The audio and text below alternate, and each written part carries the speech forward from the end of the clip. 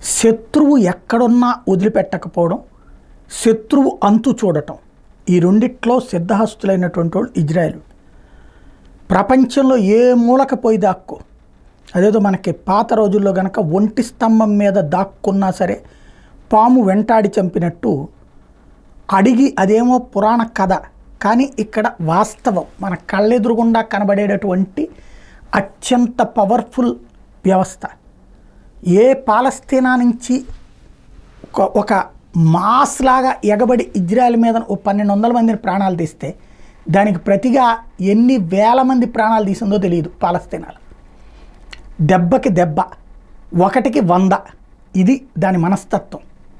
తమ జోలికి రానంత వరకు అత్యంత స్నేహపూర్వకం. దానికి సాక్ష్యం మనం. భారత్ అంటే అపారమైన ప్రేమ, మన కోసం ఏమైనా చేస్తుంది, ఏమైనా ఇస్తుంది.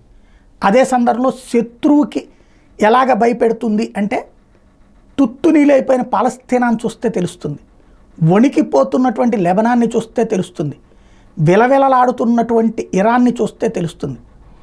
డాంబికమైన ప్రకటనలు చేసినటువంటి ఇరాన్ అధ్యక్షుడి దగ్గరికి అతిథిగా వెళ్ళినటువంటి పాలస్తీనా హమాస్ చీఫ్ని అక్కడ స్వయంగా వాళ్ళ సెక్యూరిటీ, వాళ్ళ మిలిటరీ సంరక్షణలో ఉన్న గెస్ట్ హౌస్లోనే పేల్చేస్తే దిక్కుమొక్కు లేదు.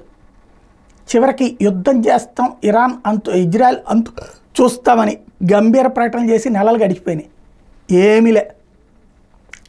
అలాంటిది మళ్ళీ హెజ్బుల్లా వాళ్ళతో పెట్టి ఓ పెద్ద ప్లాన్ చేసింది. హెజ్బుల్లాని ఒక రాత్రికి రాత్రి తుత్తునీయలు చేసి వదిలిపెట్టింది. అట్లాగే వీళ్ళతో సపోర్ట్లో ఉండేటువంటి ప్రతి లీడర్ని వేటాడి కాల్చి చంపుతుంది. డ్రోన్తో చేస్తుందా, దేంతో చేస్తుందా, ఏమైనా సరే. అనేక మంది కమాండర్లు పోయారు. అది హెజ్బుల్లా వాళ్ళు పోయారు, హౌతీ వాళ్ళు పోయారు, అలాగే ఎవరైతే హమాస్ వాళ్ళు పోయారు. ప్రముఖులందరూ చస్తా ఉన్నారు వాళ్ళ దాంట్లో. ఇప్పుడు ఏకంగా 2 దేశాలలో ఉన్నటువంటి వాళ్ళని పేజర్ బాంబులతోనే లేపేసింది.